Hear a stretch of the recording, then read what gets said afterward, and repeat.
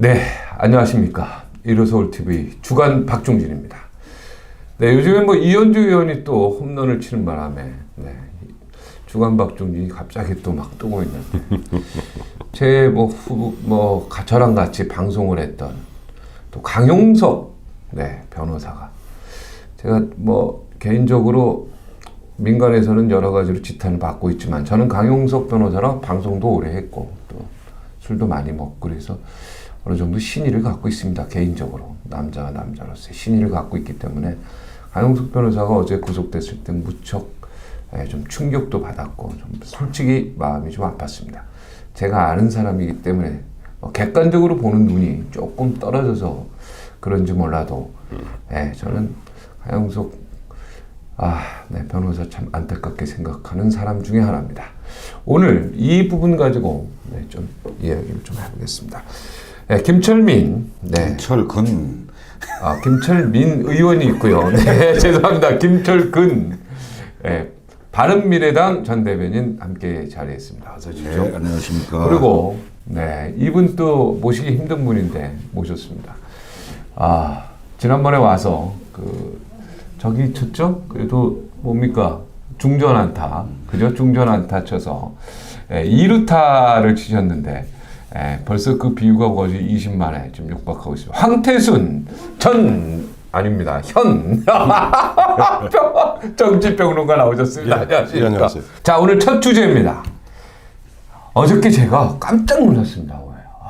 강용석 변호사 구속 이렇게 단독 속보로 막 뜨고 있어가지고 제가 깜짝 놀랐어요.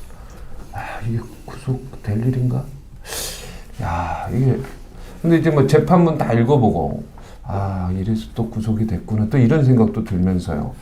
굉장히 제 머리를 헷갈리게 했는데 그저께도 통화한 친구였기 때문에 제가 너무 좀 마음이 착잡했습니다. 아는 분들이 이렇게 감옥 갈 때 마음이 착잡하거든요. 어떻게 보셨습니까, 우리 황태순? 저는 보니까 주변에 이제 법률 전문가들, 변호사들이죠. 좀 알만한 제 연배 변호사들 물어봤더니 강용석 변호사는 흔한 얘기로 1심에서 실형이 나올 수밖에 없대요. 실형이 나올 수밖에 없는 게 사문서를 위조해서 이른바 재판부를 우롱한 꼴이 되지 않았습니까? 자, 내가 사실은 조모 씨로, 그러니까 도둑맘의 남편이죠. 그 당시에 남편이 강용석과 우리 집사람 간에 그러저러한 불륜이 있어서 집안이 파탄났다. 그리고 1억 정도의 손해배상을 청구했던 것 같아요. 근데 그걸 취하하는데 보니까 도도맘이 갖고 온 그러니까 위조된 인감증명서를 갖고 소취하를 했단 말이에요. 그러니까 도도맘이 했죠. 그러니까 그걸 딱 보는 순간 재판부에서 뭐라고 그랬어요? 다른 사람도 아닌 법률 전문가인 변호사가 처음에는 사준 줄 알았더니 나중에 공동 정범으로 지금 간주하고 있는 것 같습니다. 그걸 갖다가 재판부를 속이고 사문서를 위조해서 이것은 보면 거기다 법정에서 재판 진행 내내 어떻게 보면 사과를 한다든가 거기에 대해서 조시하고 합의를 본다든가 화해를 한다든가 그와 같은 흔한 얘기로 반성의 기미가 없었다는 거예요. 그러니까 반성의 기미도 없지. 법률 전문가가 이른바 재판부를 속였지. 그러니 이것은 딱 떨어지는 실형일 수밖에 없고 또 1년이다 보니까 아마 재판장은 기만했다 이거죠. 그렇죠. 그러니까 법정 구속을 한 것 같습니다. 그러니까 주변의 법률 전문가들은 우리 박종진 앵커와 달리 놀라는 사람이 하나도 없더라고요. 그래요? 왜냐면은 강용석 변호사랑 통화를 할 때 절대 구속될 일 없습니다, 형님. 걱정하지 마세요. 당사자잖아요. 아침에도 당당하게 이렇게 갖고 그래서 이랬는데 딱 됐다고 하니까 저는 강용석 변호사 굉장히 천재로 알고 있거든요. 똑똑하고 그런데 자기 스스로 이거를 이렇게 판단 못한 부분에 있어서 본인도 전혀 생각 못했다. 이런 생각이 듭니다. 어떻게 보셨습니까? 저도 놀랬죠. 왜냐면 놀랐대잖아요. 법률 전문가 아니니까. 당연히요. 왜냐면 강용석 변호사가 요즘에 최근에 이제 김부선 씨 사건을 맡으면서 다시 언론의 주목을 받고 그다음에 본인 문제에 대해서는 그래도 적어도 다른 사람이 어떻게 얘기하기 전에 철저한 준비가 있었을 거 아니겠습니까? 근데 그래도 뭔가 우리 일반인들이 언론을 통해서 알 수 없는 뭔가 법률적인 자기 근거가 있기 때문에 자신감이 있지 않았겠냐 이런 생각을 했는데 법정 구속을 시킨 거 보고 굉장히 놀랐습니다. 놀랬고 이 친구 이거 앞으로 좀 살아가기가 쉽지 않겠다 이런 생각을 많이 했어요. 내가 뭐 남걱정할 일은 아닙니다만은 예. 뭐 SNS상에서 이런저런 얘기들이 도는데요. 저는 이제 강용석 변호사가 본인 스스로를 본인이 생각하는 정도하고 일반인들이 강용석 변호사를 보는 수준이 비슷하냐 아니면 거리가 좀 있냐? 저는 거리가 좀 있는 것 같아요. 어떻게?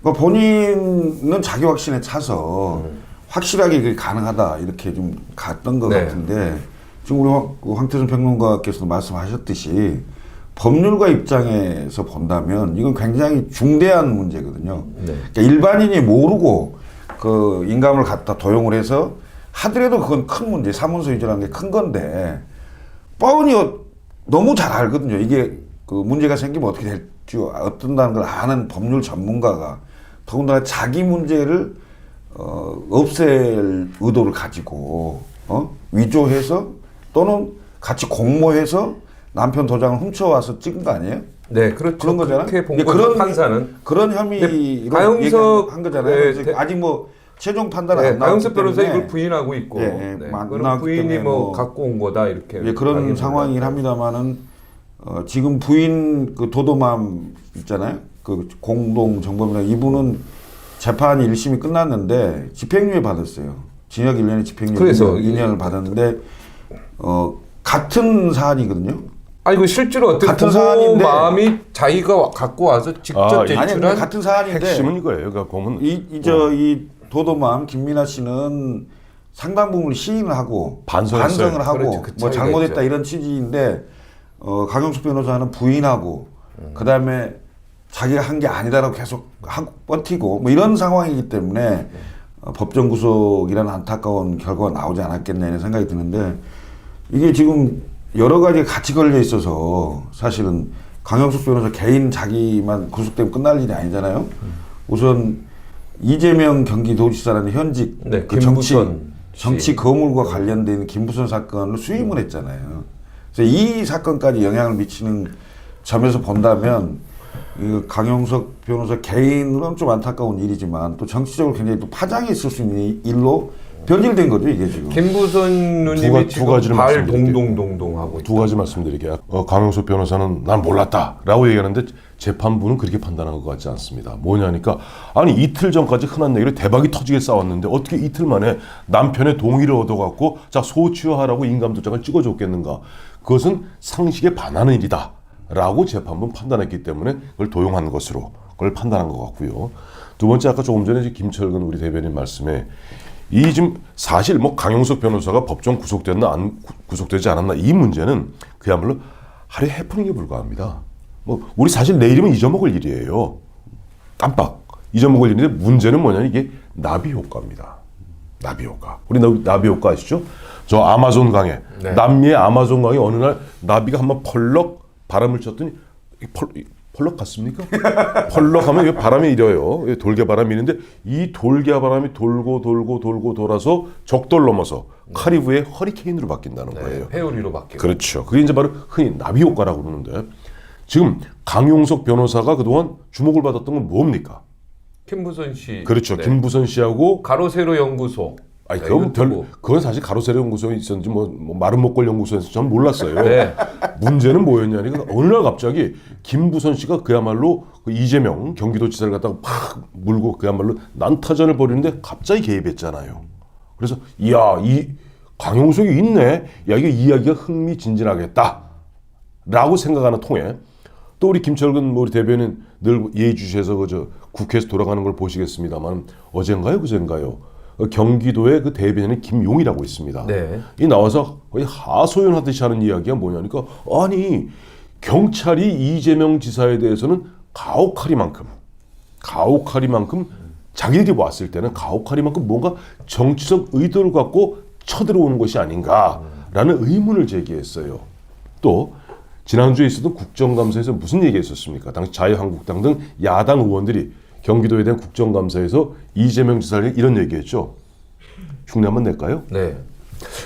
아니 한간에는 지금 여권의 이른바 차기 대선과 관련해서 안희정 날리고 이재명 잡고 박원순 남겨놓았다. 그러니까 다른 의원이 나와서 아니다. 안희정 날리고 이재명 잡고 박원순 까불면 날린다. 라는 메시지를 주는 것이 아니냐라는 얘기를 했었어요. 자, 이런 가운데 어떻게 보면 간단히 보면은 이재명 지사와 김부선 씨의 그야말로 요런 점입니다. 요런 점. 이 점 갖고 티격태격 하던 것이 사라지면서 갑자기 이것이 묘하게 향후 이른바 뭐 이해찬 대표가 얘기하는 20년 집권론, 50년 집권론 등등등등의 그런 여권의 파워, 어떤 물밑에 어마어마한 어떤 권력 암투가 있는 것이 아닌가 하는 그런 의심을 주는 통에 강용석이 뛰어드는 거예요. 네. 근데 잠깐요. 자, 여기서 이재명 잡고라는 표현은 이재명은 살리고 이런 뜻입니까? 아니죠. 아니면 자, 안희정은 날렸죠. 그다음에 아웃되고 흔한 얘기로 이제 야당 의원들이 얘기하는 겁니다. 네. 야당 의원들이 이재명은 한마디로 끝났다는 뜻이에요. 잡았다는 게 잡아서 그냥 내렸다. 그리고 추락시켰다. 지금 박원순이 하나 남아 있는데, 근데 묘하게도 보면 안희정, 이재명, 박원순 세 사람 공통점이 뭐죠? 저기 대선 후보들이죠. 그렇죠. 대선 경선 후보들이었습니다. 네. 예비 후보들이었습니다. 네. 즉 문재인 현 대통령과 각을 세웠던 사람들이에요. 네. 근데 물론 박원순 박원순 씨는 후보는 출마는 안 출마 했어요. 안 했죠. 근데 각을 제일 먼저 세운 건 당시 박원순 시장입니다. 네, 네. 촛불 집회 때. 그다음에 그 있지 않습니까? 그 최성. 최성. 최성. 그분은 아예 공천도 못 받았대요. 공천 배제됐죠. 아예. 자, 이런 대목에서 지금 보니까 그동안 강용석이라는 아주 화력이 강력한 변호사가 김무선 씨 뒤를 받쳐주면서 이재명 시장이 이재명 지사가 좀 보면 흔한 얘기로 질퍽질퍽한 싸움에 휘말리지 않겠는가라고 네. 했었는데, 갑자기 아까 우리 김철근 대변인 말씀하신 대로 지금 갑자기 강용석 변호사가 최소한 우리가 옥중 출마를 해도 옥중 변호는 안 하거든요. 변호사가 내가 갇혀 있는데 거기서 딴 사람 변호하겠습니까?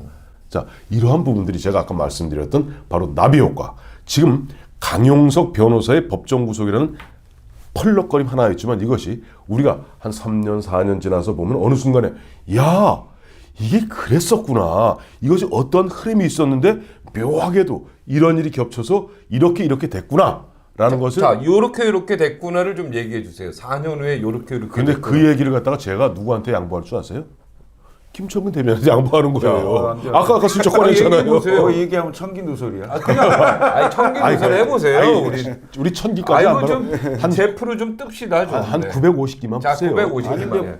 지금 다 설명을 했지만 예. 유독 정치적 불운을 겪고 있는 사람들이 문재인 정부 들어서 대선 경선을 같이 했던 사람들입니다. 보시면 최성시장 고양시장이죠. 못 받았죠? 공천도 못 받았고 정치적으로 앞으로 거의 불투명한 상태죠. 그다음에 안희정 지사는 뭐 아시다시피 지금 상황이 그렇죠. 어렵죠. 그렇게 됐고요. 이재명 현 지사도 뭐 김부선 씨 문제가 어떻게 풀릴지 모르겠습니다만 정치적 내상을 엄청나게 입은 거죠. 그렇다면 강용석 변호사를 살려야죠. 네. 거죠. 근데 강용석 변호사를 살리고 죽이고 할 수 있는 문제는 아니죠. 왜냐하면 강용석 변호사 거는 너무 딱 떨어지는 거죠. 그건 사법부의 일이니까. 그렇죠. 공범이 있었는데 그 공범이 벌써 지금 1년에 2년을 받은 거잖아요. 그러니까 유죄, 물론 최종 대법까지는 안 갔습니다만 1차에서 이미 유죄가 난 상태이기 때문에 변호사를 법정 구속시켰냐 안 시켰냐 이건 차이가 좀 있을 수 있는 건데 유독 문재인 정부 들어서 문재인 정부 대통령 후보 시절에 같이 경쟁했던 사람들이 정치적으로 불운한 상태에 있다는 건 뭘 의미하는가 이런 거고, 그리고 이제 이해찬 대표가 차기를 뭐 20년 50년 얘기하면서 한동안 좀 뜨고 있는 사람이 있어요. 그 사람도 유시민 이사장이죠. 지금 네? 노면재단 이사장으로 가셨죠? 유시민 이사장, 이낙연 총리, 김경수 지사, 임종석 실장, 네, 그렇게 얘기가 나오죠. 뭐 이런 분들이 서서히 부각되는 분위기. 그럼 뭐 더 얘기할까요? 뭐 그런 더 얘기하세요. 재밌네. 그런 정도 떨리는 얘기 같아. 빨리 얘기해 보세요. 그런 정도의 어떤 구도를 잡고 있는 게 아니냐. 그러니까 이해찬 대표가 바둑을 잘 둡니다. 물론 골프도 잘 치지만 네네. 골프 얘기하시면 아마 부르르 떨걸요. 골프 때문에 총리 그만두셨죠. 그렇죠. 잘 두는데 그 20년 장기 집권 포석으로 친문과 친노 아주 가까운 사람들을 띄우는 작업들을 하지 않느냐. 그리고 거기에 걸림돌이 될 만한 사람들이 있었는데 결국은 이러저러한 문제로 정치적 불응을 겪고 있는 상황이다. 이것을 정치적 의도를 가지고 뭔가 음모론적으로 바라볼 수도 있겠지만 그 사람들이 불운하게 할 수밖에 없는 결정적인 하자들이 드러나는 거기 때문에 음모론으로만 또 볼 수 없는 그런 구도에 있다고 볼 수가 있습니다. 그럼 강용석 구속은 뭐 지금 SNS에서 돌고 있는 음모론이나 뭐 정부의 탄압 아니냐 이런 논란에 대해서는 그렇게 볼 필요는 없다. 이런 아니 얘기네요. 정부의 탄압이라기보다는 제 생각에는 네. 뭐 아니 개명천지에 지금 뭐 정부가 탄압하겠습니까 언론을 뭐 그런 건 우리 언론 아니고 여기 강용석은 언론이라고. 언론 아니요. 반 언론이죠. 사실 그 가로세로 연구소. 가로세로 연구소. 네. 이제 이런 생각 안 해보셨어요?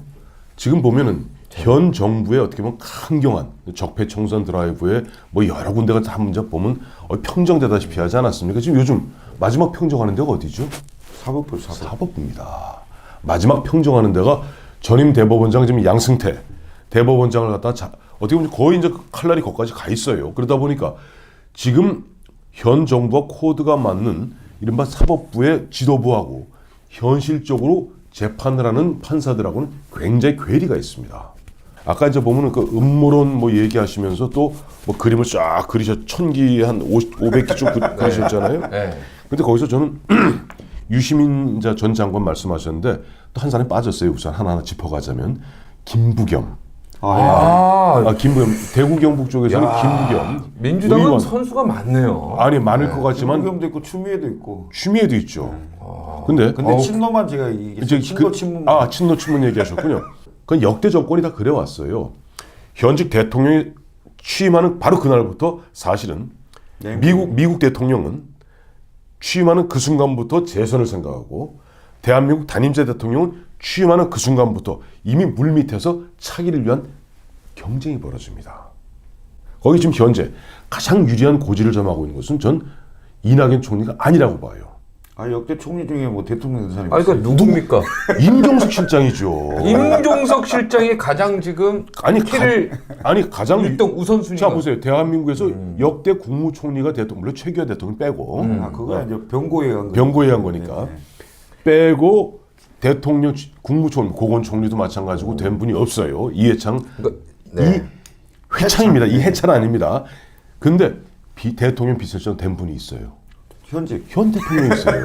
그러니까 지금 이낙연 총리보다도 임종석 실장의 엄청난 무게를 저는 두겠다. 저는 이낙연 총리보다는 임종석 실장한테 10배, 100배의 어떤 관심을 갖고 무게를 두고 임종석 실장과 또 임종석 실장 팀이 있잖아요.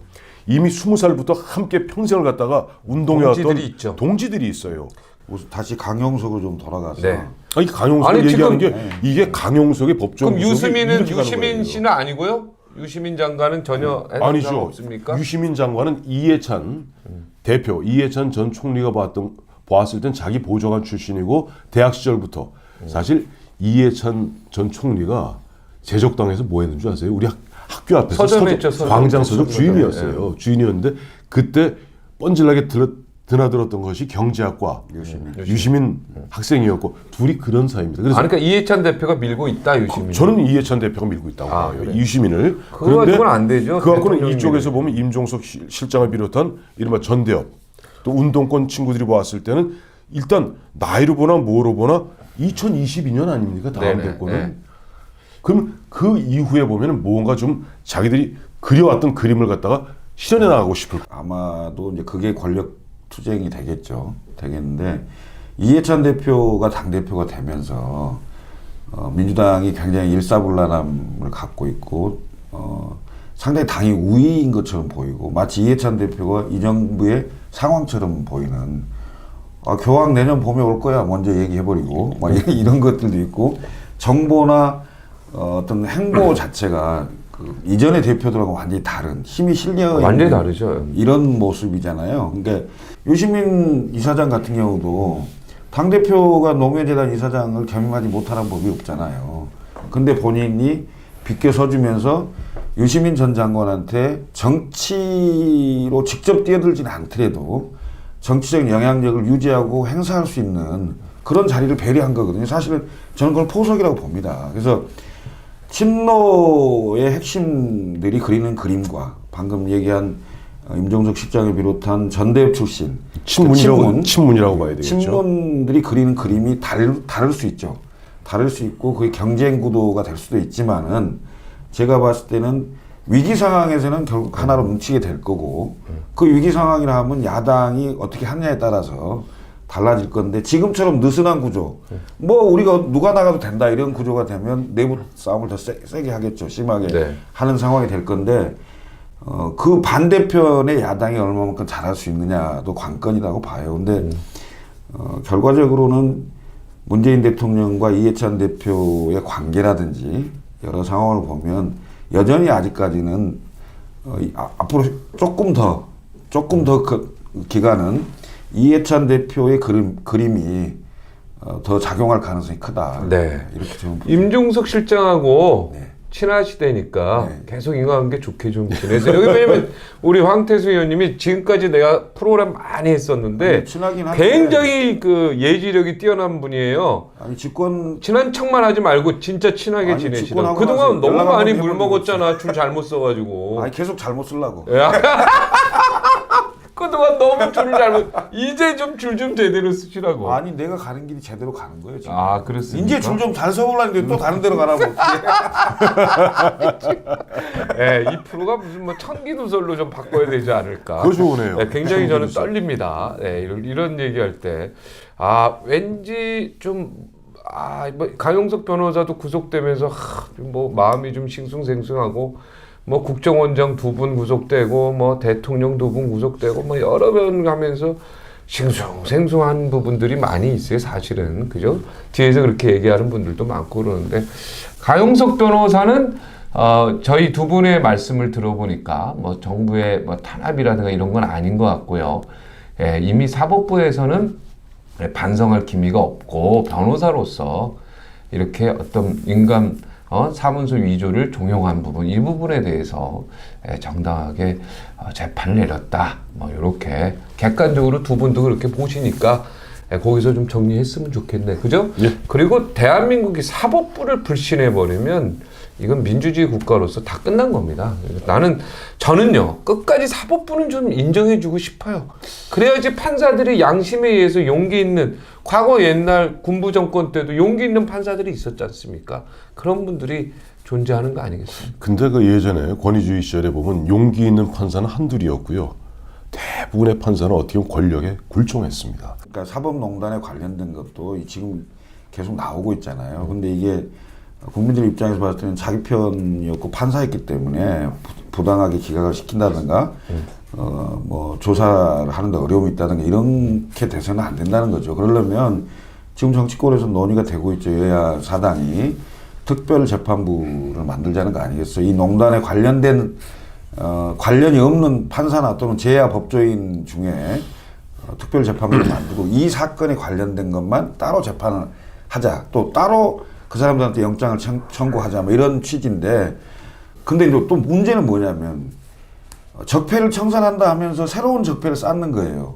과거 정권에 이제 무릎 꿇고 정권과 결탁을 하고 이런 사법부의 잘못에 대해서는 단죄를 한다 이거예요. 그럼 단죄를 하는데 그 과정에서 새로운 정권하고 결부되는 일은 없어야 될 거 아니겠습니까? 객관적이고 독립적으로 할 수 있는 구조를 만들어내고 그걸 제도적으로 보장할 수 있는 시스템으로 가야 된다. 그래야 다 승복하고 인정하는 그러니까 거죠. 옛날 적폐는 구적폐면 지금은 신적폐가 만들어지고 있다 이런 얘기입니까? 제 생각은 적폐 세력의 교대에 불과하다. 정권 교체가 아니고 구적폐, 신적폐일 뿐이다. 구적폐에서 신적폐로 그 교대한 거 아니겠습니까? 지금 야, 요 기사 제목 나오네요. 왜 그러냐?